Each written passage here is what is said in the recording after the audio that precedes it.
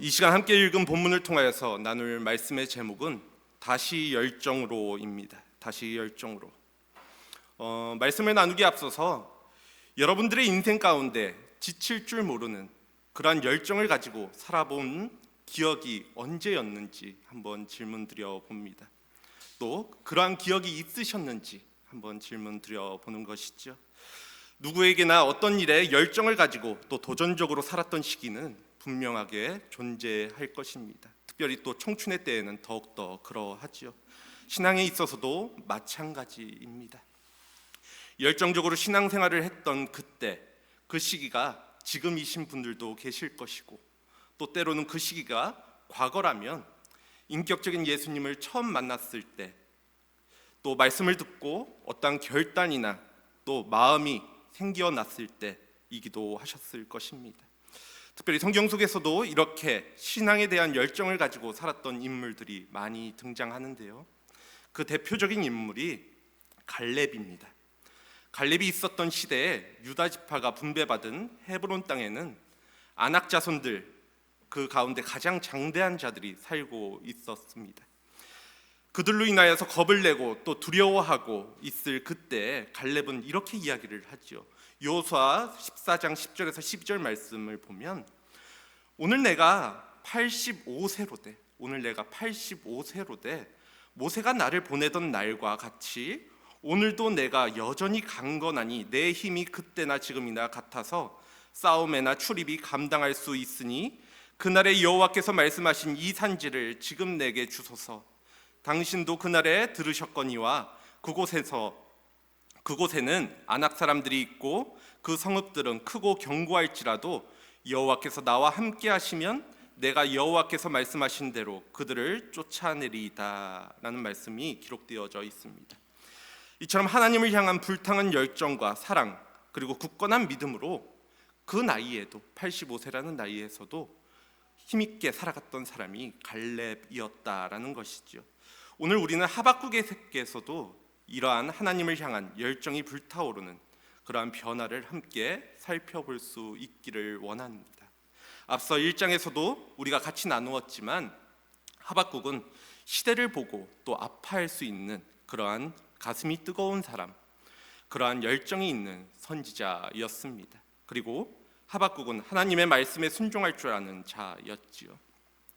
그러한 그는 하나님께 순종하여 또 변화할 줄 아는 사람이었습니다. 자신이 가지고 있었던 그러한 고집을 가지고 있는 것이 아니라 그것을 그냥 유지하고 있는 것이 아니라 하나님의 뜻에 따라서 그것을 변화할 수 있었던 사람, 그렇게 순종할 줄 아는 사람이었다라는 것이지요.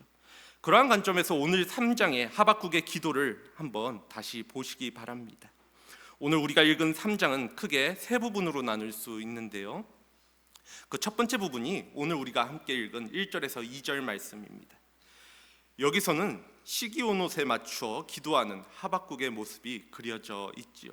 그리고 이어지는 3절서부터 15절까지는 하박국이 본 환상을, 또 이어지는 마지막 16절에서 19절은 변화된 하박국의 시각을 보여주면서 아름다운 신앙 고백으로 그의 기도를 끝마치고 있는 것을 보게 됩니다. 이러한 하박국의 변화가 주님께서 우리에게 원하시는 변화라는 사실을 기억하시면서 또 이러한 열정이 회복되어지는 시간들 갖기를, 또 오늘 1, 2절 말씀을 함께 나누는 시간 갖기를 원합니다. 먼저 하박국 3장은 이렇게 시작하고 있습니다. 시기온옷에 맞춘 선지자 하박국의 기도라. 오늘 이 시기온옷이란 이 단어는 열정적인 시가, 열정적인 노래를 의미하는 것으로 빠른 리듬과 열정적인 감정의 변화를 유도하는 음악의 한 형태를 의미한다라고 하는데요.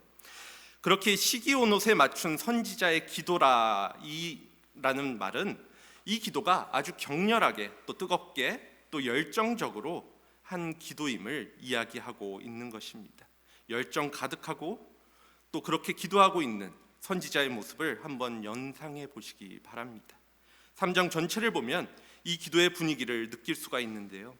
앞에 고뇌와 절망적인 분위기와는 달리 3장의 분위기는 상황을 뛰어넘어서 하나님을 신뢰함으로 누리는 기쁨과 또 감사로 가득하다라는 것을 알 수 있습니다. 이러한 하박국의 기도는 이렇게 시작을 합니다. 2절 상반절입니다. 여호와여, 내가 주께 대한 소문을 듣고 놀랐나이다. 내가 주께 대한 소문을 듣고 놀랐나이다. 여기서 말하는 주께 대한 소문이란 것은 무엇을 의미하는 것일까요? 하박국이 기도와 응답 또 의문과 답변의 형식으로 기록되어져 있다라는 점을 생각해 본다면 우리가 그것을 계속해서 1장서부터 2장까지 이어져서 묵상을 하였죠. 나누었죠. 여기서 하박국이 놀라게 된, 그렇다면 여기서 하박국이 놀라게 된 주께 대한 소문은 2장의 응답 때문일 것입니다.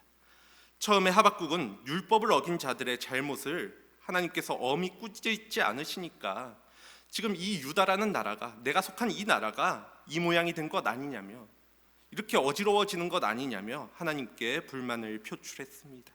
그에 대한 답변으로 하나님께서는 그렇기 때문에 바벨론을 통해서, 그 옆나라 바벨론을 통해서 유다를 내가 벌하겠다라고 말씀하시지요.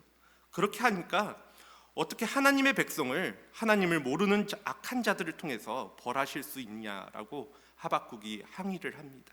그것이 지금까지 1장서부터 2장까지 내어오는 그런 내용이었습니다. 그러자 하나님께서 앞으로 하실 일에 대해서 이렇게 말씀을 하시죠. 오실 이가 오셔야 하고 또 악에 대해서 심판하실 것이다. 그렇기 때문에 의인들은 그러함에도 불구하고 믿음으로 살아야 한다라는 말씀을 남겨주십니다. 그리고 그 안에서는 이스라엘을 향한 놀라운 하나님의 구원의 계획이 담겨져 있었죠.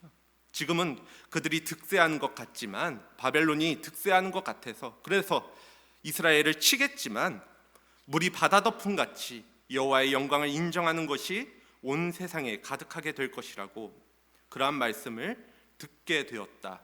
그래서 오늘 이제 이 하나님께 다시 기도하는 이 장면에서 그 말씀을 듣고 하박국이 놀랐다라고 지금 고백하고 있는 것입니다. 파수대에 서서 하나님의 뜻을 기다렸더니 이처럼 하나님께서 너무나도 놀랍게 응답하셨기 때문에 시기온옷에 맞춘 격정적인 기도를 드릴 수밖에 없더라는 것이지요. 인간이 도저히 상상할 수 없는 그러한 깊고 또 넓은 하나님의 지혜와 또 계획에 놀라 감탄하지 않을 수 없다라고 고백하고 있는 것입니다. 이를 깨닫고 나자 하박국의 불평과 항의는 기도와 찬송 그리고 감격으로 바뀌게 되는 것이지요. 그러므로 하박국의 놀라움은 자신의 인식의 틀을 뛰어넘는, 인간의 한계를 뛰어넘는 하나님에 대한 경의이며 신앙이 성장하는 깨달음의 놀라움입니다. 바울 역시도 로마서에서 교리적인 부분의 이야기를 다 마치고 났을 때 하나님의 구원의 섭리를 바라보면서 그 하나님의 구원의 계획들을 깨닫고 또 바라보게 되면서 그 감격함을 노래한 적이 있습니다. 로마서 11장 33절 말씀인데요. 깊도다 하나님의 지혜와 지식의 풍성함이여 그의 판단은 헤아리지 못할 것이며 그의 길은 찾지 못할 것이로다.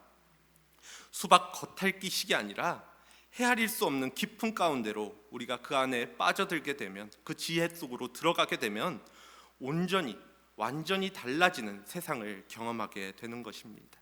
완전히 다른 세상을 보게 되는 것이지요. 그렇게 더 깊이 하나님을 알아감으로 내 좁았던 관점이 깨어지고 더 깊고 넓은 하나님의 관점으로서 세상을 바라볼 수 있을 때, 그때가 우리의 믿음의 지경이 넓어지는 순간입니다. 우리의 삶에 이렇게 하나님을 깊게 알아감으로 경험하게 되어지는 놀라움이 있었는지 질문 드려 봅니다. 너무나도 냉랭하게 그냥 기계처럼 어떻게 보면 또 다람쥐 쳇바퀴 굴러가듯이 신앙생활을 하고 있는 것은 아닌지, 아니면 하루하루 하나님의 말씀을 읽고 또 기도하면서 묵상하면서 하나님의 깊고 오묘하신 지혜 앞에 매일같이 감격하고 있는가 질문해 볼 수 있어야 한다라는 것입니다. 내가 알고 있는 또 내가 경험한 세계에만 머무르게 될 때 우리는 고집스러운 사람, 내 중심적인 사람, 내 중심에서 빠져나오지 못하는 사람, 그래서 다른 사람들을 괴롭게 하는 사람이 될 수밖에 없을 것입니다. 그러한 모습들을 보면 앞서 말씀하신 가운데 하나님께서 화 있을진저라고 분노하고 계시는 그러한 모습들하고 닮아가는 것이지요. 하박국이 하나님을 깊이 깨닫게 되었을 때 느꼈던 놀라움과 감격이 우리를 위하여 계획하신 일들과 또 그 일들을 지금도 행하시고 계시다라는 하나님을 제대로 아는 기쁨과 감격과 함께 할 수 있습니다. 하나님 앞에 믿음으로 나아가 하나님의 응답을 기다리는 자에게 주시는 그러한 축복 역시도 우리도 기대할 수 있다라는 것이죠. 우리가 매일매일 하나님을 더 깊이 묵상하게 되어졌을 때 우리 가운데 일하시는 그 하나님의 그 계획들을 깨닫게 되어지고, 이렇게 놀랍게 하나님께서 일하시는구나 라는 것을 고백하는, 그것이 어떻게 보면 우리에게는 가장 복된 일이라는 것입니다. 그렇기에 우리가 매일매일 주님 앞에 나아감으로 또 알아감으로 내 생각과 틀에 깨어짐의 순간을 통하여서 성장하고 은혜의 깊은 세계를 경험하실 수 있기를 원합니다. 이렇게 하나님의 사랑과 역사, 또 하박국이 알지 못하는 세계를 보게 하시는 하나님의 크신 능력과 마주하게 되는 순간, 그 순간 하박국의 마음속에 격정이 솟아올랐고 다시금 그렇게 열정이 회복되게 되어지는 것이지요. 그렇게 하박국은 이어서 하나님께 이렇게 기도를 합니다. 2절 하반부 말씀인데요, 여호와여, 주는 주의 일을 이 수년 내에 부응하게 하옵소서. 이 수년 내에 나타내시옵소서. 진노 중에라도 긍휼을 잊지 마옵소서. 이 기도의 내용은 세 문장으로 나누어 볼 수 있는데요, 첫 번째 문장은 주의 일을 이 수년 내에 부응하게 하옵소서이고, 두 번째 문장은 이 수년 내에 그것을 나타내시옵소서. 또 마지막 세 번째 문장은 진노 중에라도 긍휼을 잊지 마옵소서라는 문장입니다. 이에 대해서 조금 더 우리가 자세하게 살펴보면, 먼저 하박국은 수년 내에 주의 일을 부응케 해달라고 기도를 합니다. 앞서 우리가 나누었던 하박국 2장을 한번 다시금 기억해 보시길 바랍니다. 2장의 내용은 악한 자의 패망과 믿음으로 사는 사람, 즉 의인의 승리가 교차되어 기록되어져 있었습니다. 그래서 내 것이 아닌 것에 욕심을 부리는 자들, 그리고 재앙을 피하기 위해 높은 데 다른 사람을 이용하여 깃들려고 하는 자들, 높은 데에 살고자 하는 자들, 다른 이들의 피로 읍을 검설하며 다른 사람들의 생명을 착취해서 불의로 성을 건축하는 자들, 또 이웃의 하체를 드러내려 하는, 이웃을 부끄럽게 만들려는 자들, 우상 숭배하는 자들에게는 하나님께서 화가 있을 것이라고 말씀을 하셨습니다. 그리고 그와는 대조적으로 정한 때의 소망, 또 의인은 믿음으로 살게 될 것이며 물이 바다를 덮음 같이 여호와의 영광을 인정하는 것이 온 세상에 가득하게 될 것이라고, 또한 믿는 자들에게는, 의인들에게는 소망을 허락하여 주셨지요. 여호와는 하늘의 성소에 계시기 때문에 온 천하는 그 앞에서 잠잠하라라고 또 하나님께서는 말씀하셨습니다. 그런데 오늘 하박국은 악한 자들에게 심판이 있을 것이고 여호와의 영광이 온 땅을 덮을 것이라는 이 두 가지 일이 수년 내에 부응케 되기를 구하고 있는 것입니다. 그렇게 기도하고 있는 것이죠. 여기서 부응은 단순히 이스라엘이 재건되는 것을 의미하고 있지는 않습니다. 부응이라는 말이 무엇을 의미하는지에 대해서 뒤에 이어지고 있는 수년 내에 이것을 나타내시옵소서라는 말로 설명되어질 수가 있는데요, 하박국이 말하는 부응은 주님의 뜻이 나타나는 것, 주님의 뜻이 이루어지는 것이 부응이라고 이야기하고 있는 것이지요. 하나님의 뜻이 막힘없이 이루어지는 것, 주님께서 의도하시고 또 주님께서 계획하셨던 그 일들이, 그러한 주님의 일이 전혀 문제없이 이루어지는 것이 하박국이 이야기하고 있는 부응의 의미라는 것입니다. 이에 대해서 새번역 성경은 주의 일을 우리 시대에도 새롭게 하여 주시옵소서, 우리 시대에도 알려주시옵소서라고 번역하고 있습니다.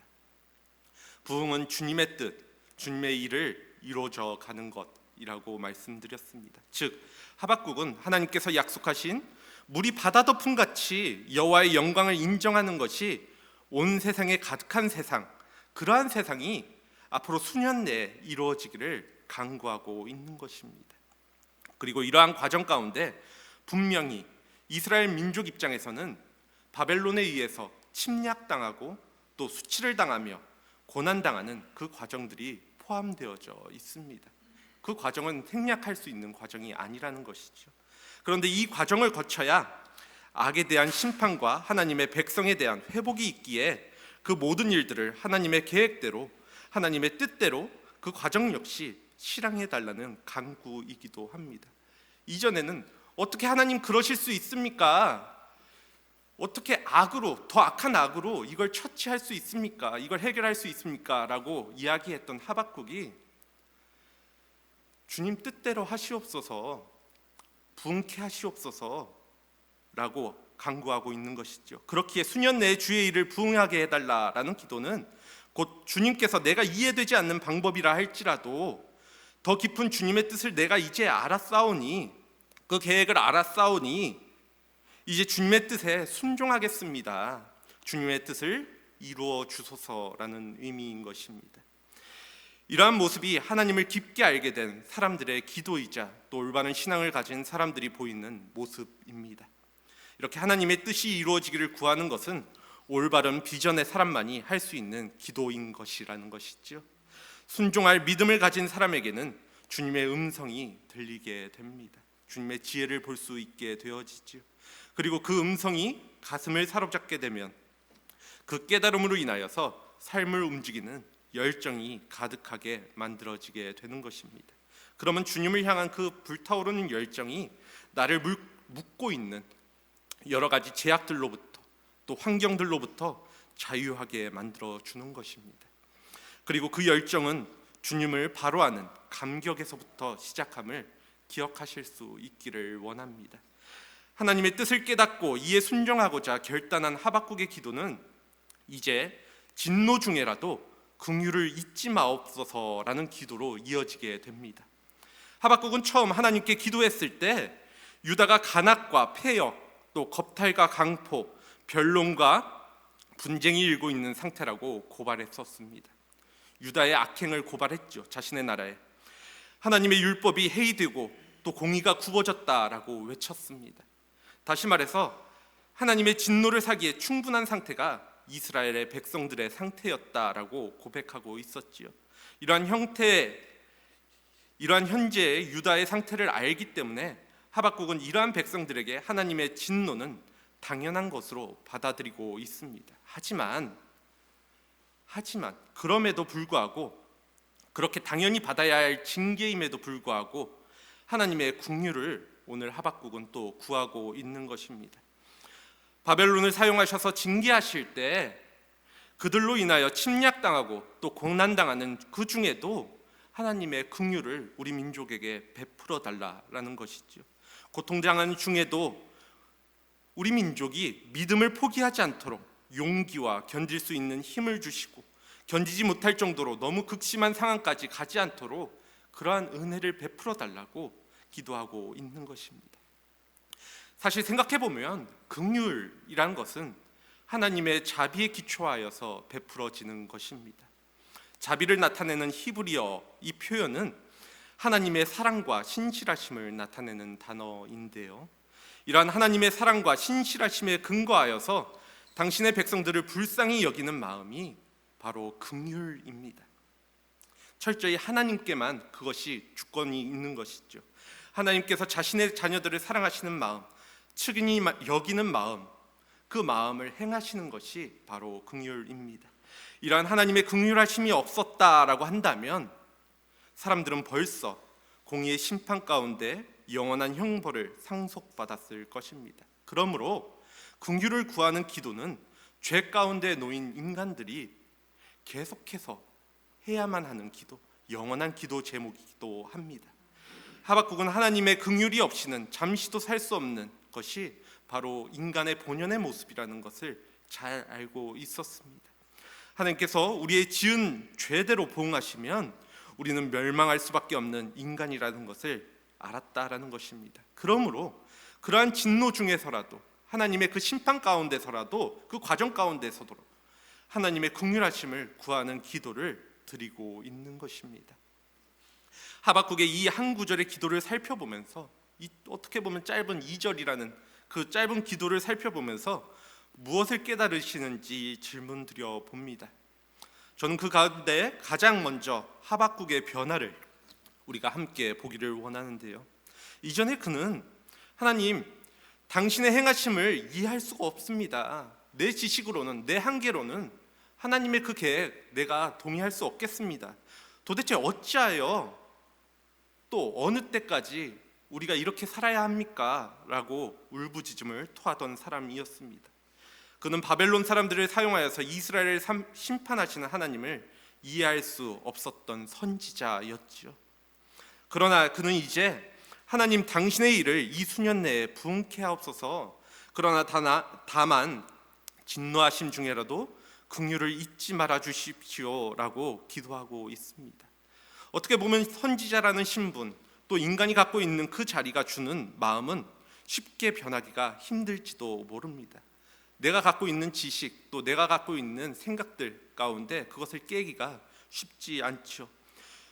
요나라는 선지자가 얼마나 이방 민족을 향한 자기의 고집을 꺾지 못했었는가를 우리는 잘 알고 있습니다. 요나를 생각해 보아도 그렇죠. 하나님께서 그렇게 명령하셨는데도 어떻게 저들을 살리실 수 있습니까라고 끝까지 자기의 고집을 꺾지 않았던 자가 또 요나였습니다. 그러나 하박국은 하나님 앞에 깨달을 줄 아는 사람이었고 그 깨달음으로 변할 줄 아는 사람이었습니다. 그렇게 자신의 틀을 부수고 자신의 사고방식을 내려놓을 줄 아는 사람이었다라는 것입니다. 그래서 그의 기도는 이제 변하게 되는 것이죠. 현실적인 상황이 그렇다고 변화했을까요?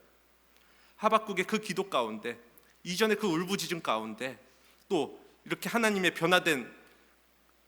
하박국의 그 변화된 모습 속에서 하나님께 다시금 기도했을 때 유다가 처했던 그 상황이 변화했을까? 아니죠. 그 상황은 변하지 않았습니다. 지금 현실은 변한 것이 하나도 없습니다. 하나님의 심판이 유보된 것도 아닙니다. 그런데 무엇이 바뀐 것일까? 무엇이 변화된 것일까? 그것은 하박국의 마음이, 또 하박국의 시각이, 하박국의 믿음이 바뀌게 되었다라는 것입니다. 하박국이 하나님께서 이끌어 가시는 역사에 순종하기로 그렇게 마음을 정한 것이죠. 그 결과 그는 이전과는 전혀 달라진 시각으로 상황을 바라볼 수 있게 되었습니다. 새로운 열정이 그의 가슴을 뜨겁게 만들고 또 물이 바다 덮음같이 여호와의 영광을 인정하는 것이 온 세상에 가득할 그날에 대한 그 소망을 품고 살아갈 수 있는 사람으로 변화되었다라는 것입니다. 그래서 그는 그렇게 다시금 열정을 회복하는 모습을 보여주고 있는 것입니다. 이처럼 하나님을 바로 아는, 또 바로 마주하게 된다라는 것은 우리에게 열정이 되살아나는 것이고 이로 인해서 변화되는 것이며 깨어짐의 순간, 또 믿음의 성장이 이루어지는 그 순간을 의미합니다. 하박국의 이러한 변화가 단순히 우연에 의한 산물이 아님을 기억하실 수 있기를 원합니다. 그 변화는 그냥 우연치 않게 그 때가 잘 맞아서 변화된 것이 아니라는 것이죠. 그는 누구보다 세상을 바라보며 진지했고 또 악한 세상을 바라보며 그 아름답게 슬퍼하고 또 씨름하는, 거기에 따라서 그것을 고민할 줄 아는 사람이었습니다. 그리고 그는 기도하는 사람이었죠. 뿐만 아니라 그는 하나님의 뜻이 이루어지기를 원하는 사람이었습니다. 그리고 무엇보다도 그는 순종하는 사람이었다라는 것입니다. 하박국의 모습을 바라보며 순종이 없이 우리는 믿음의 열정을 회복할 수 없음을 깨닫게 됩니다. 우리의 모습을 한번 되짚어 보시길 바랍니다. 물론 다 그렇다라는 것은 아니겠지만 신앙의 열정보다는 조금은 편안한 신앙생활을 하길 원하고 또 안주하고 싶어지는 것이 우리의 관성적인 모습일 수 있다라는 것입니다. 누구나 그러한 마음을 가질 수 있다라는 것이죠. 조금만 내가 손각을 놓게 되는 순간, 그럼 조금 더 내가 편안한, 내 중심적으로 생각하게 되어지는 그러한 삶을 살아가는 것이 우리의 본래 모습입니다. 분명한 것은 우리 안에 만약 신앙의 열정이 식어져 간다면 다시금 하나님의 계획과 뜻을 깊이 묵상해 볼 수 있기를 원합니다. 나를 통해서 이루고자 하시는 하나님의 일들, 또 내 안에 하나님께서 계획하셨던 나를 통하는 일들, 그것들을 또 함께 바라볼 수 있기를 원한다라는 것이죠. 그렇게 다시금 이스라엘이 회복되어지기를 원하는 하박국의 기도처럼, 그래서 때로는 어려움이 찾아올지라도 그 과정 역시 하나님의 계획 가운데 있다는 사실을 기억하고 순종하며 그 길을 묵묵히 걸어나가는 삶을 한번 살아가 보자라는 것입니다. 이제 말씀을 정리합니다. 오늘 말씀 속에서 하박국은 하나님을 깊이 묵상하고 깨달음으로 열정을 회복하고 주님 앞에 순종함으로 나아가는 모습 보여주고 있습니다. 그것이 내가 이해할 수 없는 일이라 할지라도 또 하나님이 하시는 일과 그 계획인 나의 생각과 다르다 할지라도 하나님께 순종하는 자세로 이어지고 있지요. 하박국의 이러한 변화는 하나님을 깊이 아는 일로부터 시작하였습니다. 우리 역시도 마찬가지입니다. 말씀을 통하여서 또 기도를 통하여서 하나님을 깊이 알아가면 알아갈수록 우리는 하나님께서 주시는 깊으신 하나님의 지혜를 깨닫게 되어지고 또 믿음의 지경이 넓어지는 경험, 그리함으로 다시금 주님의 계획과 뜻을 알기에 우리가 열정을 가지고 또 내가 속한 자리에서 나의 때에 필요한 일들을 열정을 가지고 신앙생활을 하는 우리의 모습을 보게 될 것입니다. 그리고 지금은 우리의 시각으로 이해되지 않는 수많은 일들에 대하여서도 또 내가 예수를 믿는데, 내가 신앙생활을 하는데 왜 나에게 이러한 어려움이 찾아올까? 왜 저 믿는 사람들에게 저렇게 어려움이 찾아올까 하는 저 이해할 수 없는 일 가운데에서도 하나님의 구속사적 계획 속에서 이해하고 순종하며 살아가는 삶을 살아가게 될 것입니다. 지금보다도 더 하나님을 분명하게 알게 되기 때문에 말이죠. 예수님에 대해서도 우리가 그렇습니다. 우리는 이 땅에 왜 예수님이 오셨는지 알기 때문에, 그분의 뜻을 알기 때문에, 그분의 우리를 향한 그 사랑을 알기 때문에 우리가 다시금 열심을 가지고 또 열정을 가지고 신앙생활을 하고 또 이 땅 가운데 소망을 갖고 살아가게 됩니다. 물론 그 과정 가운데 여전히 우리가 이해할 수 없는 악이 만연하고 또 그로 인하여 우리 믿는 자들이 어려움을 겪게 될 수도 있을 것입니다. 그 현실은 변하지 않을 수도 있습니다. 그렇게 그 과정이 힘들겠지만 그럼에도 불구하고 우리는 그 과정 속에서 계속해서 주님께 물으며 주님을 알아감으로 또 주님께 그 모든 것을 긍휼을 베풀어 달라 또 주실 것을 요청함으로 또 맡김으로 그렇게 그리스도인으로 한 걸음 한 걸음 이 땅 가운데 힘있게 걸어갈 수 있어야 합니다. 간절히 원하기는 우리에게 이러한 열정과 신앙이 다시금 회복되어지기를 원한다라는 것이죠. 이러한 신앙의 열정은 단순히 나이에 따르는 것도 아니고 우리의 신앙의 연차에 따르는 것도 아닙니다. 그냥 흘러간다고 채워지는 것이 아니라는 것입니다. 매일매일 주님 앞에 서는 그 삶 속에서 이루어지는 것입니다. 그리고 그것을 통하여서 우리의 생각과 관점 등 모든 것들이 하나님의 시각으로 새롭게 변화되어지는 경험을 하게 될 것입니다. 그리고 그것은 주님을 향한 순종으로 이어지게 될 것이죠. 하나님을 깊이 알아감으로 이렇게 하박국이 누렸던 그 감격과 열정을 우리 모두가 함께 누림으로 한 걸음 더 성숙한 믿음의 그리스도인 되어지기를, 그래서 주님의 계획과 뜻에 순종하여 삶을 드리는 그리스도인 되어지기를 이 시간 간절히 소원합니다. 기도하도록 하겠습니다.